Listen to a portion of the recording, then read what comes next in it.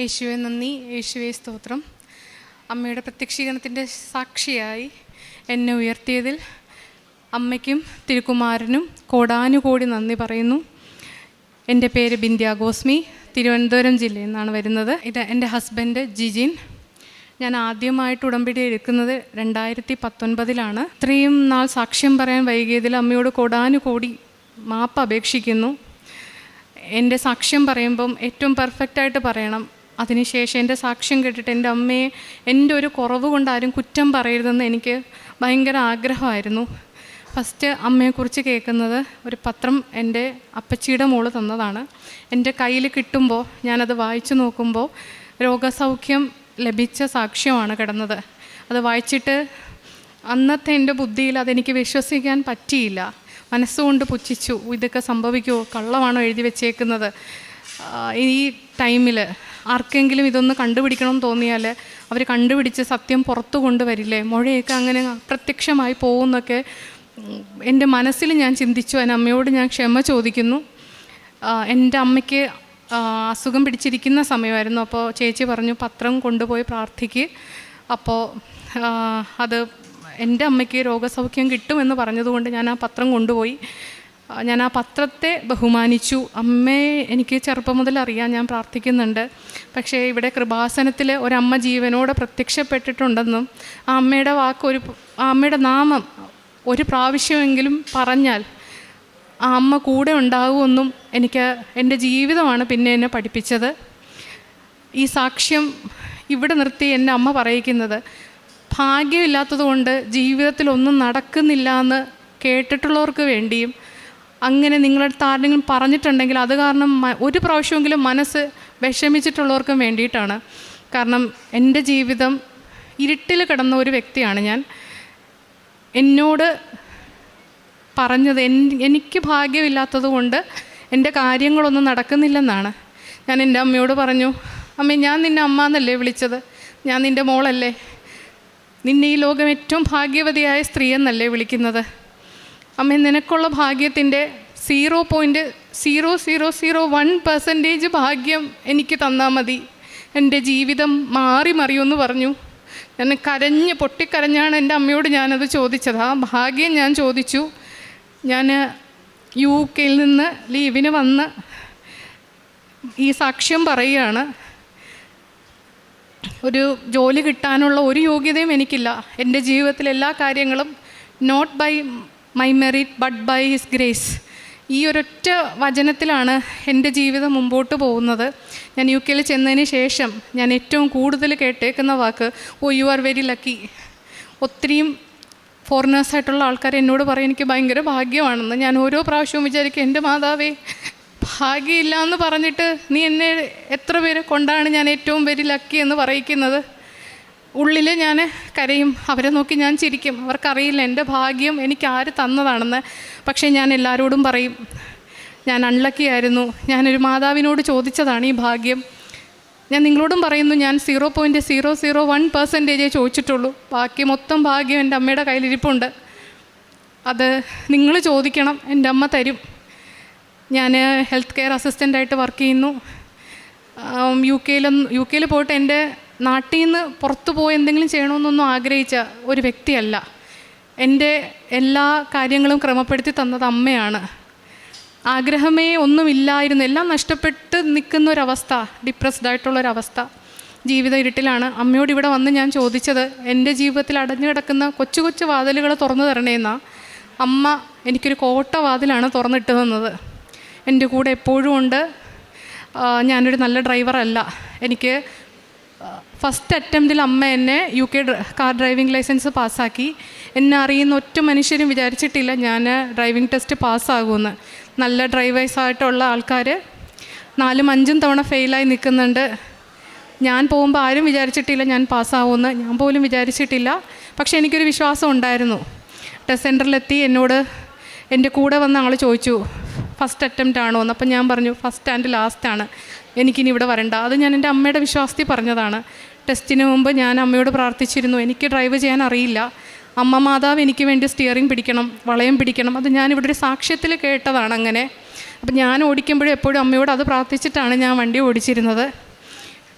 എല്ലാവർക്കും ടെസ്റ്റ് കഴിഞ്ഞ് വന്നിട്ടാണ് റിവേഴ്സ് പാർക്കിംഗ് ഒക്കെ കൊടുക്കാറ്. ഞാൻ ടെസ്റ്റിന് മുമ്പ് എൻ്റെ അടുത്ത് കിടന്ന കാറുകളെല്ലാം ടെസ്റ്റിന് പോയപ്പോൾ എൻ്റെ എക്സാമിനർ എന്നോട് ഫസ്റ്റ് റിവേഴ്സ് പാർക്കിംഗ് ചെയ്യാൻ പറഞ്ഞു. ടെസ്റ്റിൻ്റെ 10 മിനിറ്റ് മുമ്പാണ് ഞാൻ ജീവിതത്തിൽ ആദ്യമായിട്ട് പ്രോപ്പറായിട്ട് ഒന്ന് റിവേഴ്സ് പാർക്കിംഗ് പ്രാക്ടീസ് ചെയ്തത്. അതും എല്ലാം കുളമായിരുന്നു. ഇത് കയറിയിരുന്ന് മുന്നോട്ട് പോകാൻ പറഞ്ഞ് എന്നോട് ഒറ്റ സെക്കൻഡ് കൊണ്ട് പുള്ളി പറയുവാണ് റിവേഴ്സ് പാർക്കിംഗ് ചെയ്തിട്ട് ബാക്കി ഞാൻ പറയുന്ന പോലെ ചെയ്താൽ മതി. അപ്പോഴേ ഞാൻ അമ്മയോട് പറഞ്ഞു, അമ്മ എനിക്ക് റിവേഴ്സ് പാർക്കിംഗ് അറിയില്ല എന്ന് എനിക്കറിയാം, എനിക്ക് വേണ്ടി അമ്മ മാതാവ് റിവേഴ്സ് പാർക്കിംഗ് ചെയ്യണം. ഞാൻ വളരെ ഒരു 200% പെർഫെക്റ്റായിട്ടാണ് റിവേഴ്സ് പാർക്കിംഗ് ചെയ്ത് ലൈൻസിൻ്റെ അകത്ത് ഞാൻ പാർക്ക് ചെയ്ത്. അപ്പോൾ എനിക്ക് തന്നെ വിശ്വാസം വന്നില്ല. ഞാൻ ന്യൂട്രലിട്ട് ഒന്നുകൂടെ ഫോർവേഡ് എടുത്ത് ബാക്കിലിടാമെന്ന് പറഞ്ഞ് ന്യൂട്രൽ എടുത്തപ്പോൾ തന്നെ എൻ്റെ എക്സാമിന് പറഞ്ഞു ഇനി പോകാമെന്ന്. ഞാൻ അതിശയോക്തിയോട് ചോദിച്ചു ഇത് കഴിഞ്ഞോ? പുള്ളി പറയാം യെസ് കഴിഞ്ഞു പൊക്കോന്ന് പറഞ്ഞു. പുള്ളിക്കും ഇതെന്താ ഒരു ടെസ്റ്റിന് വന്ന ആളിങ്ങനെ ചോദിച്ചെന്ന് പുള്ളിയും ഞെട്ടിപ്പോയി കാണും. ഞാൻ ഉടമ്പടി ഉപ്പ് എൻ്റെ സീറ്റിൻ്റെ പുറകിലും എൻ്റെ എക്സാമിന് ഇരിക്കുന്ന സീറ്റിൻ്റെ പുറകിലും ഞാൻ വെച്ചിട്ടുണ്ടായിരുന്നു. ഞാൻ പാസ്സായതിന് ശേഷം 20 വർഷമൊക്കെ ഡ്രൈവിംഗ് എക്സ്പീരിയൻസ് ഉള്ള ആൾക്കാർ ഒരു 4-5 തവണ ഫെയിലായി നിൽക്കുന്നുണ്ടായിരുന്നു. ഞാൻ പാസ്സായി എൻ്റെ അനുഭവം പറഞ്ഞപ്പോഴത്തേക്കും വിശ്വാസമായി. എൻ്റെ കയ്യിലുണ്ടായിരുന്ന ഉടമ്പടി ഉപ്പും പത്രവും ഞാൻ കൊണ്ടുപോയി കൊടുത്തു. ആ പുള്ളിയും നെക്സ്റ്റ് അറ്റംപ്റ്റിൽ പാസ്സായി. അതുപോലെ എൻ്റെ കൊളീഗ്സ് ഒരുപാട് പേര് ഫെയിലായിട്ടുള്ളവർ പാസ്സായി. അവർക്കെല്ലാം ഞാൻ മാതാവിൻ്റെ ലോക്കറ്റ് കൊടുത്തിട്ടുണ്ടായിരുന്നു. അവരെല്ലാം അതും കൊണ്ടാണ് ടെസ്റ്റിന് പോയത്. പിന്നെ UK പോകുന്നതിന് മുന്നേ IELTS എക്സാം അത് എഴുതുന്നതിനൊരു 15 ദിവസം മുന്നേ എനിക്ക് കൊറോണ പിടിച്ചിട്ടുണ്ടായിരുന്നു. അപ്പോൾ എനിക്ക് നന്നായിട്ട് പ്രിപ്പയർ ചെയ്യാൻ പറ്റിയില്ല. ഞാൻ ആ ഡേറ്റ് പോസ്റ്റ്പോൺ ചെയ്യാൻ നോക്കി. അതിൻ്റെ ബുദ്ധിമുട്ടുകൾ കാരണം ഞാൻ എന്ത് ചെയ്യട്ടെന്നറിയാൻ വേണ്ടി നിൽക്കുമായിരുന്നു. അപ്പോൾ എൻ്റെ ഫ്രണ്ട് പറഞ്ഞു ഒരു എക്സ്പീരിയൻസ് ആയിക്കോട്ടെ, ഫെയിലാവണമെങ്കിൽ ഫെയിലാവട്ടെ, പോയി എഴുതാൻ പറഞ്ഞു. കൃപാസനത്തിൻ്റെ ഫ്രണ്ടിൽ കൂടിയാണ് ബസ്സിൽ ഞാൻ പോയത്. ആ സമയത്ത് കണ്ടക്ടർ വന്ന് ഡ്രൈവറിൻ്റെ അടുത്ത് സംസാരിക്കുന്നുണ്ടായിരുന്നു. ഇവിടെ എത്തിയതും പുള്ളി പറഞ്ഞത് കോൺഫിഡൻസോടുകൂടി സംസാരിച്ചതുകൊണ്ടാണ് പുള്ളിക്കൊരു ലോൺ പാസ്സായെന്നാണ്. അപ്പം അതെനിക്ക് സ്പീക്കിങ്ങിന് എനിക്കൊരു കോൺഫിഡൻസ് ഇല്ലായിരുന്നു. അപ്പം ആ ഒരു വാക്ക് എനിക്ക് അമ്മ എന്നോട് കോൺഫിഡൻസോടുകൂടി പോകണമെന്ന് പറഞ്ഞതായിട്ടാണ് ഞാൻ വിശ്വസിക്കുന്നത്. സ്പീക്കിങ്ങിന് പോകുമ്പോൾ ഞാൻ പ്രിപ്പയർ ചെയ്ത് പോയ ഒരു ടോപ്പിക്കാണ് എനിക്ക് കിട്ടിയത്. അതും എക്സാമിനർ ഞാൻ പ്രാർത്ഥിച്ചിരുന്നു മാതാവ് എനിക്കൊരു അമ്മച്ചിയെ തരണേന്നാണ് ഞാൻ പ്രാർത്ഥിച്ച് അവിടെ ഇരുന്ന്. കാരണം ഞാനൊരു മെയിൽ എക്സാമിനറെ കണ്ടു. അപ്പോൾ എൻ്റെ കോൺഫിഡൻസ് ലെവൽ കുറഞ്ഞു. ഞാൻ പ്രാർത്ഥിച്ചു മാതാവ് എനിക്കൊരു അമ്മച്ചിയെ തരണം. അപ്പോൾ അതുപോലെ ഒരു അമ്മച്ചിയാണ് എൻ്റെ എക്സാമിനറായിട്ടുണ്ടായിരുന്നത്. ഫസ്റ്റ് അറ്റംപ്റ്റിൽ തന്നെ ഞാൻ പാസ്സായി. ടോട്ടൽ സ്കോർ 7 നൽകി മാതാവ് എന്നെ അനുഗ്രഹിച്ചു. പ്രിപ്പയർ ചെയ്തിട്ടില്ല എന്ന് പറഞ്ഞാൽ ഒരുവിധം പേര് വിശ്വസിക്കത്തില്ല. പക്ഷേ സത്യം അതാണ്. ഞാൻ കിട്ടണമെങ്കിൽ കിട്ടട്ടെ എന്നും പറഞ്ഞ് പോയിരുന്ന് എഴുതിയതാണ്. ഞാൻ കാശുരൂപം എൻ്റെ കയ്യിലുണ്ടായിരുന്നു. പ്രാർത്ഥിച്ചു. കൂടെ ഉണ്ടായിരുന്നവർക്ക് വേണ്ടിയും അന്ന് എൻ്റെ അടുത്തിരുന്ന കുട്ടി എന്നോട് പറഞ്ഞു ഇത് അലൗഡാണോ? പുള്ളിക്കാരി എടുത്തിട്ടില്ല, ഉടമ്പടി എടുത്ത കുട്ടിയായിരുന്നു. എന്തായാലും ഞാൻ പാസ്സായി. അതിൽ എൻ്റെ കഴിവ് കൊണ്ടാണെന്ന് പറയുന്ന ആൾക്കാരോട് എനിക്ക് പറയാനുള്ളത് ആ കഴിവും കൊണ്ട് ഞാൻ കുറേ നാൾ എൻ്റെ ജീവിതം ഇരുട്ടിലായിരുന്നു. ആ കഴിവൊന്നും എനിക്ക് ഉപയോഗപ്പെട്ടില്ല. ഒരു 0 എന്നല്ല നെഗറ്റീവെന്ന് ഇവിടെ നിന്ന് പറയാനുള്ള ഒരു ഭാഗ്യമാണ് മാതാവ് എനിക്ക് തന്നത്. യോഗ്യതയൊന്നുമില്ല. ആരെങ്കിലും ചോദിച്ചാൽ എങ്ങനെ UK ജോലി കിട്ടിയെന്ന് ചോദിച്ചാൽ എനിക്കൊരു യോഗ്യതയില്ല. എൻ്റെ മാതാവ് എന്നെ വിളിച്ചുണർത്തി അങ്ങോട്ട് ജോലിക്ക് വിട്ടു. അത്രയേ എനിക്ക് പറയാനുള്ളൂ. അടുത്ത സാക്ഷ്യം എൻ്റെ വിവാഹം. ഈ ലാസ്റ്റ് 20th എൻ്റെ മാരേജ്. എൻ്റെ ഹസ്ബൻഡ് എനിക്കൊരു വചനം കിട്ടിയിട്ടുണ്ടായിരുന്നു. ഞാൻ അമ്മയോട് പ്രാർത്ഥിക്കുമ്പോൾ ഇനി വളരെ കുറച്ച് സമയമേ ഉള്ളൂ, വരാനിരിക്കുന്നവൻ വരിക തന്നെ ചെയ്യും. ഞാൻ എൻ്റെ അമ്മയോട് എനിക്ക് ആഗ്രഹിച്ച കുറേ കാര്യങ്ങൾ ഞാൻ ചോദിച്ചിട്ടുണ്ട്, കരഞ്ഞുകൊണ്ട് ചോദിച്ചിട്ടുണ്ട്. പക്ഷേ എനിക്ക് കിട്ടിയിട്ടില്ല. കാരണം ഞാൻ എൻ്റെ അമ്മയോട് പറഞ്ഞിട്ട് എനിക്ക് നല്ലതാണെങ്കിലേ എനിക്ക് തരാവുള്ളൂ എന്ന്. എൻ്റെ അമ്മ അതുപോലെ ഏറ്റവും നല്ല ഒരു ജീവിത പങ്കാളി, എൻ്റെ അമ്മയുടെ അടുത്ത് എന്നെ പ്രാർത്ഥിക്കാൻ കൊണ്ടുവരുന്ന ഒരു ജീവിത പങ്കാളിയാണ് അമ്മ തന്നിരിക്കുന്നത്. ഒത്തിരി തടസ്സങ്ങളുണ്ടായിരുന്നു, പ്രതിസന്ധികളുണ്ടായിരുന്നു, സാമ്പത്തിക ബുദ്ധിമുട്ടുകളുണ്ടായിരുന്നു. പക്ഷേ എല്ലാ കാര്യത്തിലും മാതാവ് എൻ്റെ കൂടെയുണ്ട്. ഞാൻ പറഞ്ഞു ഞാൻ നല്ല ഡ്രൈവറല്ല, എന്നെ പ്രൊട്ടക്റ്റ് ചെയ്തുകൊണ്ട് പോകുന്നതാണ്. ഓരോ കാര്യത്തിലും എന്നെ കൂട്ടുപിടിച്ച് എൻ്റെ കൂടെ നടന്ന് എന്നെ പൊതിഞ്ഞു പിടിച്ച് കൊണ്ട് നടക്കുന്ന ഒരു അനുഭവമാണ് എനിക്കുള്ളത്. ചെറുതും വലുതുമായ അനുഗ്രഹങ്ങളെന്ന് പറയാൻ ഞാൻ ആഗ്രഹിക്കുന്നില്ല. എനിക്ക് തരുന്നുകൊണ്ടിരിക്കുന്ന എല്ലാ ഏറ്റവും വലിയ അനുഗ്രഹങ്ങളാണ്. ഒരു യോഗ്യതയും ഇല്ലാത്ത എനിക്ക് ദൈവത്തിൻ്റെ അനുഗ്രഹം ഇങ്ങനെ കിട്ടാൻ എൻ്റെ അമ്മയുടെ ഒരു മാധ്യസ്ഥമല്ലാതെ വേറൊരു യോഗ്യതയും എനിക്കില്ല. കാരുണ്യ പ്രവർത്തനം ഞാൻ ശുശ്രൂഷിക്കാൻ പോകുന്നവരെ ഞാൻ ഏറ്റവും നല്ല രീതിയിലാണ് ഞാൻ അവരെ ശുശ്രൂഷിക്കുന്നത്. അവർക്ക് വേണ്ടി പ്രാർത്ഥിക്കാറുണ്ട്. ഉടമ്പടി വസ്തുക്കൾ ഉപയോഗിക്കാറുണ്ട്. എൻ്റെ കൊളീഗ്സിനായാലും എനിക്ക് പരിചയം ഇല്ലാത്തവരായാലും ഉള്ളവരായാലും ഞാൻ പത്രം ഇവിടെ നിന്ന് മേടിച്ചിട്ട് പോയി ഞാൻ കൊടുക്കാറുണ്ട്. കാണുന്നവരോടെല്ലാം സംസാരിക്കാൻ സമയം ഉള്ള സാഹചര്യങ്ങളിൽ സംസാരിച്ച് വരുമ്പോൾ ഓട്ടോമാറ്റിക്കലി മാതാവിനെക്കുറിച്ച് ഞാൻ പറയും, മാതാവ് തന്ന അനുഗ്രഹങ്ങളെക്കുറിച്ച് പറയും. ഹിന്ദുവായിട്ട് എങ്ങനെ മാതാവിനെ, ദൈവത്തെ, യേശുദേവനെ എങ്ങനെ വിശ്വസിക്കാൻ പറ്റുന്നു എന്ന് ചോദിക്കും. അത് ഞാൻ ചെറുതിലേ മുതൽ കണ്ട് വളർന്ന് പ്രാർത്ഥിക്കുന്നതാണ്. ഞാൻ ഒരു കോൺവെൻറ്റ് സ്കൂളിലാണ് പഠിച്ചത്, അവർ lady of messiah secondary school. അവിടെ മാതാവിൻ്റെ കുരിശടിയുണ്ട്. ഞാൻ പ്രാർത്ഥിക്കുമായിരുന്നു. പക്ഷേ എനിക്കറിയില്ല കൃപാസനത്തിൽ ഇങ്ങനെ എനിക്കും കൂടെ വേണ്ടിയിട്ട് ഒരമ്മ പ്രത്യക്ഷപ്പെട്ട് അനുഗ്രഹങ്ങൾ വാങ്ങിച്ചു തരാൻ, പ്രൊട്ടക്റ്റ് ചെയ്തു പോകാൻ, ജീവിതത്തിൽ ഇങ്ങനെ ദുരിത അവസ്ഥകളിൽ കഴിയുമ്പോൾ നമ്മളെ കൈപിടിച്ച് കൊണ്ട് നടക്കാൻ ഒരു അമ്മ ഇവിടെ ഉണ്ട് എന്ന് എനിക്കറിയില്ലായിരുന്നു. അത് ഞാൻ മറ്റുള്ളവർക്ക് പറഞ്ഞു കൊടുക്കുന്നു, സംസാരിക്കുന്നു, മറ്റുള്ളവർക്ക് വേണ്ടി പ്രാർത്ഥിക്കുന്നു. അതിലേറ്റവും വലിയൊരു അനുഗ്രഹം എന്നെ സങ്കടപ്പെടുത്തിയവർക്ക് വേണ്ടിയിട്ട്, സങ്കടപ്പെടുത്തിയെന്ന് പറയാൻ പറ്റില്ല, ശത്രു എന്ന് വിളിക്കാമോ എന്ന് എനിക്കറിയില്ല, അവർക്ക് വേണ്ടിയിട്ട് പ്രാർത്ഥിക്കാനുള്ള ഒരു കൃപ എനിക്ക് ദൈവം തന്നു. അത് നമ്മൾ ക്ഷമിച്ചു എന്ന് പറയും, നമ്മൾ ഉടമ്പടിയിൽ വെക്കുമ്പോഴും ശത്രുക്കളോട് ക്ഷമിച്ചു എന്ന് പറയും. പക്ഷേ ഒരു ദിവസം എനിക്ക് പ്രാർത്ഥിക്കണമെന്ന് തോന്നി, പക്ഷേ എനിക്ക് പ്രാർത്ഥിക്കാൻ പറ്റുന്നില്ല. അവർക്ക് നന്മ വരണേ എന്ന് പ്രാർത്ഥിക്കാൻ എന്നെക്കൊണ്ട് പറ്റുന്നില്ല. അപ്പോഴാണ് ഞാൻ റിയലൈസ് ചെയ്യുന്നത് ഞാൻ ശരിക്കും ക്ഷമിച്ചിട്ടില്ല. ഞാൻ അവർക്ക് വേണ്ടി പ്രാർത്ഥിച്ച ഒരു നിമിഷം എന്ന് പറയുന്ന എൻ്റെ ഒരു ഭാരം അങ്ങ് ഒഴിഞ്ഞു പോയി. അതുപോലത്തെ ഒരു ഫീലിംഗ് ആയിരുന്നു. ഞാൻ വിശ്വസിക്കുന്നുണ്ട് ആ നിമിഷമാണ് എൻ്റെ അനുഗ്രഹങ്ങളുടെ വാതിലുകൾ ദൈവം എനിക്ക് വേണ്ടി തുറന്നു തന്നതെന്ന്. ഉടമ്പടി നേർച്ച വസ്തുക്കൾ ഉപയോഗിക്കാറുണ്ട്. ഉപ്പ്, തൈലം ഞാൻ രോഗികൾക്ക് വേണ്ടിയിട്ട് പ്രാർത്ഥിച്ച് അവർക്ക് പുരട്ടി കൊടുക്കാറുണ്ട്. അതിൽ രോഗസൗഖ്യം കിട്ടിയത് ഒരാളുടെ കൈക്ക് മൊബിലിറ്റി കുറവാണ്, വലത്ത് ഹാൻഡിൻ്റെ മൊബിലിറ്റി കുറവാണ്. അത് ഞാൻ തൈലം പുരട്ടി പ്രാർത്ഥിച്ചതിന് ശേഷം എന്നോട് പറഞ്ഞത്, അത് ഒരു ചാൻസും ഇല്ല, കാരണം മെഡിസിൻസൊക്കെ ഒരുപാട് എടുക്കുന്ന ആളാണ്. പക്ഷേ ഞാൻ പ്രാർത്ഥിച്ചതിന് ശേഷം എന്നെ കണ്ടപ്പോൾ പറഞ്ഞത്, എൻ്റെ കൈ നല്ല സുഖമായി, നിൻ്റെ പ്രാർത്ഥന ഏറ്റു, നിൻ്റെ മാതാവിന് നല്ല ശക്തി ഉണ്ട് കേട്ടോ എന്ന് പറഞ്ഞു. ഫോറിനറായിട്ടുള്ള ഒരാളാണ്. കൈക്ക് നല്ല ഫ്ലെക്സിബിലിറ്റി വന്നു, വേദന കുറഞ്ഞു. അതാണ് ഏറ്റവും വലിയൊരു അത്ഭുതം. ശരീരത്തിനൊക്കെ വേദനയുള്ള ആളാണെങ്കിലും ഉപയോഗിക്കുന്ന ഒരു കൈ, അതിന് ഒരു ആശ്വാസം കിട്ടിയപ്പോൾ ഭയങ്കര വിശ്വാസമായിരുന്നു. നീ പ്രാർത്ഥിച്ചതിന് നന്ദി എന്നൊക്കെ എന്നോട് പറഞ്ഞിരുന്നു. കാരുണ്യ പ്രവൃത്തിയായിട്ട് ചെയ്യുന്നത്, ഞാൻ അവിടെ ഫുഡ് ബാങ്കിൽ ചാരിറ്റി ബോക്സിൽ ഫുഡ് വാങ്ങി ഡൊണേറ്റ് ചെയ്യും. നാട്ടിൽ പറ്റുന്ന രീതിയിലൊരു ചെറിയ സംഭാവന വൃദ്ധസദനത്തിൽ കൊടുക്കാറുണ്ട്. ആ മാതാവ് എനിക്ക് അവിടെ ഒരു വണ്ടി വാങ്ങാനുള്ള കൃപ തന്നു. അത് ഒരു പ്രത്യേക സാഹചര്യത്തിൽ അത് പോയപ്പോൾ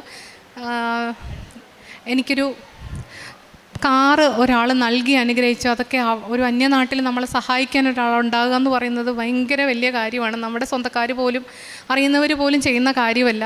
അവിടെ ചെന്നപ്പോഴും എനിക്ക് അവിടെ ആരെയും പരിചയമില്ല. ഒരു ഫ്രണ്ട് ഉള്ളത് ഒത്തിരി ദൂര സ്ഥലത്താണ് താമസിക്കുന്നത്. പക്ഷേ എൻ്റെ ഓരോ ആവശ്യത്തിനും മാതാവ് ഓരോരുത്തരെ കരുതിയിരുന്ന് എനിക്ക് വേണ്ടിയിട്ട് ആ കുടുംബത്തെ എല്ലാവരെയും ഞാൻ സമർപ്പിച്ച് പ്രാർത്ഥിക്കുന്നു.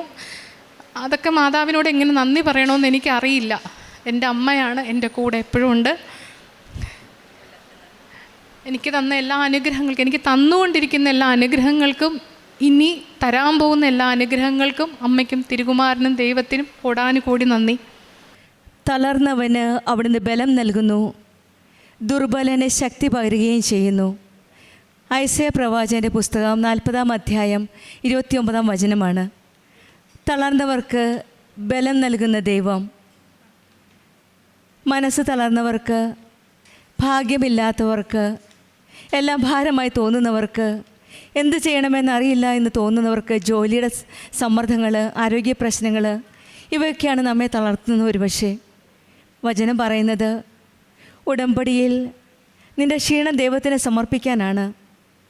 നമ്മുടെ ദൈവവചനത്തിൽ ആശ്വാസം കണ്ടെത്തുമ്പോഴാണ് നമ്മുടെ ജീവിതത്തിൽ പുതിയ വഴികൾ ഈശോയും അമ്മയും തുറന്നു തരുന്നത്.